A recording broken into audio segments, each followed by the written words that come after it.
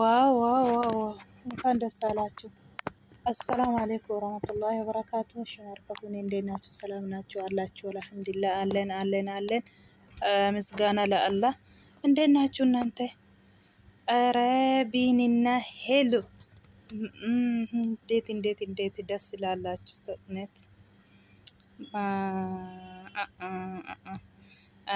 እንኳን ደስ አላችሁ። እንኳን ጥላቻን ትታችሁ አንድ ላይ ሆናችሁ በጣም ደስ ይላል። እውነቴን ነው የምላችሁ። በፊት ግርግር ነበረ። አሁን ግርግራችሁን ትታችሁ እንደዚህ አንድ ላይ ስትሆኑ ደስ ይላል። akkuma argitan egaa duraan lola guddaarra turani jarri kun jechuudha. Lola akkamiirra turani? Sin barbaadurra gaanii jechuudha. Loluma keessa daangaa darbanii sin barbaadurra gaanii mikinaatni isaa kanaan duraan viidiyoo migzimee qasinii waraaban tureyyuu mikinaanni isaa mikinaata obboleettii isaati. Obboleettiin biiniif jidduu fi heluu jidduu galtee gizee duraa fi jechuudha. Isheen illee ishee fatanuu fi jettee akka jettetti garuu akka haasoftetti jechuudha. Washeen jechuma keessa adeemsa keessa zim jettee gizee meeqarra deddeebitee ishee xuxxuxxu sanatti heluun immoo aartee odeensi immoo jechi warri ishee hordofu jechuudha.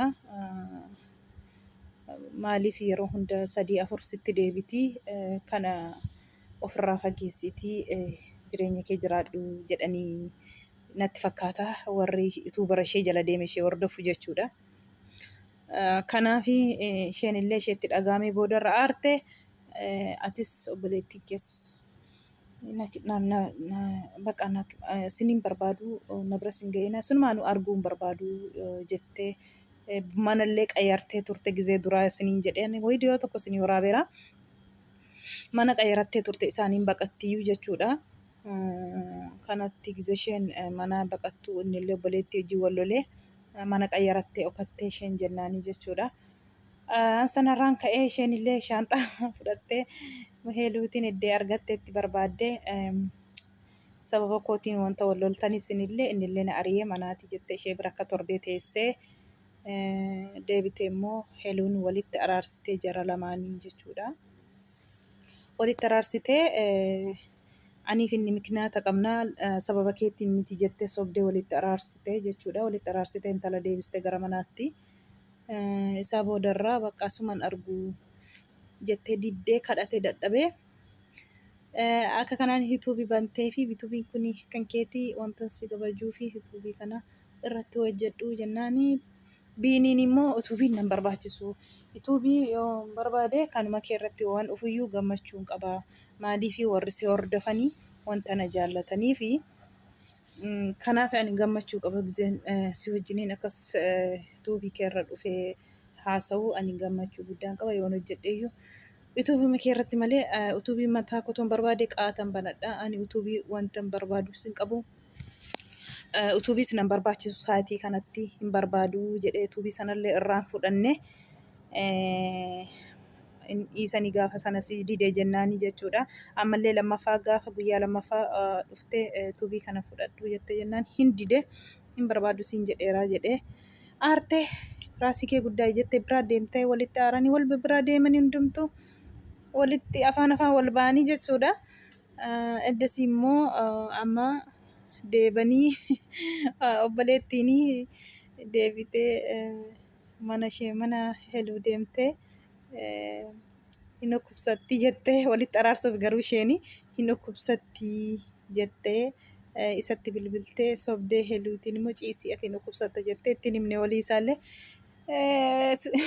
tiraasii fiddee intilibsii fiddee irra bubuustee obboleessatti immoo dhukkubsatti garmalee jette jechuudha. Obboleessi immoo hin jaallata heluu kana hin jaallata. Heluun illee wallaahi hin jaallattiin. Ani dhiira argee akka isaatti garaan kun hin banamne isa immoo ofirraa fageessuutti baay'ee tokko qocaamee hin jira jetteetti durayyuu.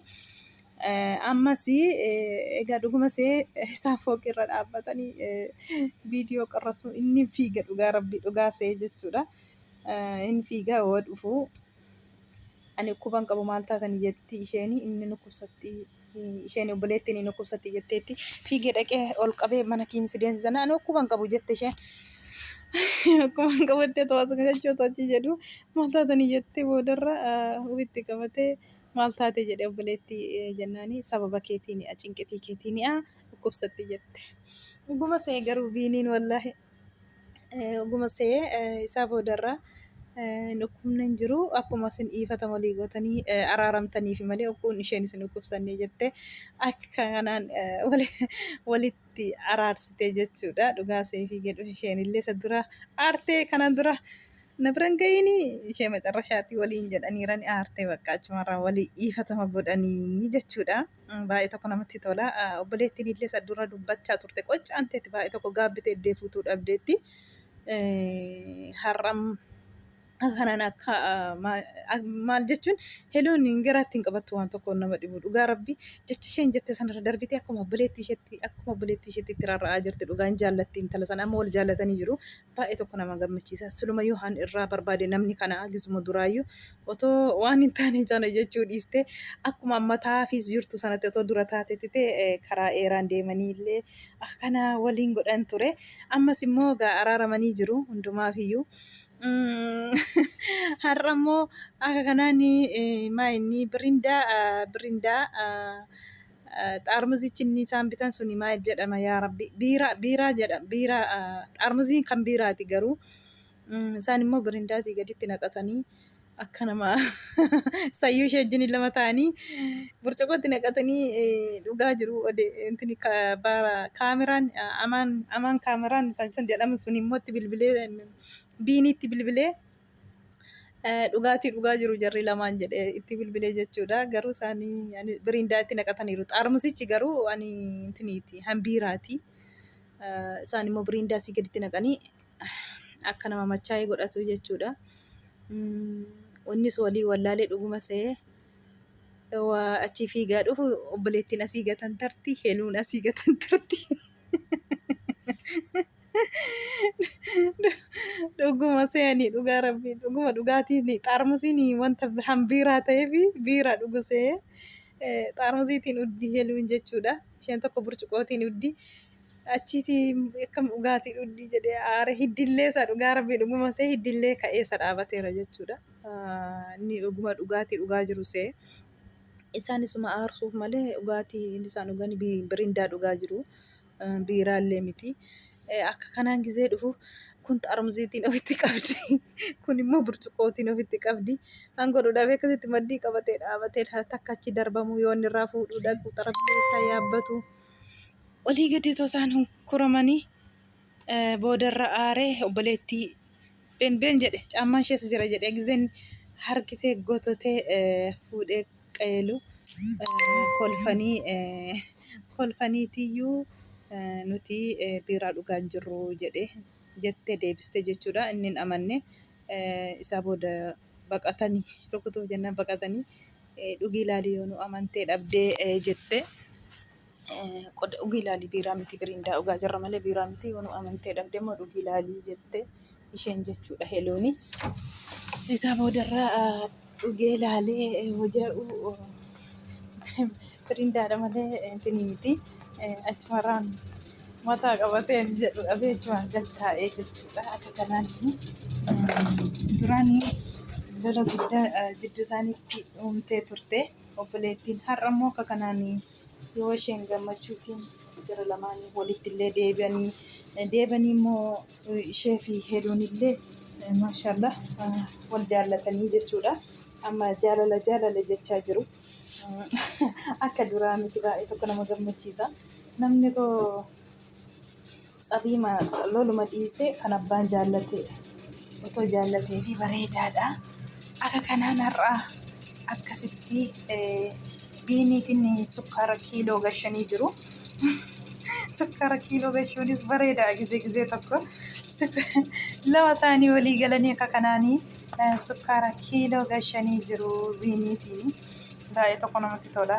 Maaliif wal jaallachuun isaanii illee heeluun illee deebitee akka kanatti dhiifatama gootee isa wajjiniin deebi'uu ishee baay'ee tokko nama gammachiisa. Maaliifi kanas qabanii gadhiisuun bu'aa tokko hin qabu. Heeluun egaa akkuma beektanii takkaallee naaf hin baane jettee himatti yeroo hundaa. Amma miilana kana immoo ani baay'ee tokko nama keessaa biinii kana bichaadha jettee himteetti kanaan dura gizee meeqa. Ammallee gaafa loltellee garuu jette inni ani isa yoo tokko keessaa baasutti nan gaddaa. Nama gaariidha, nama xuruudha jettee himatteetti gaafa dura. Amma immoo deebanii wasana akka kana walitti deebanii nama gammachiisa. Biinillee miskiinadha, nama namaa yaaduudha.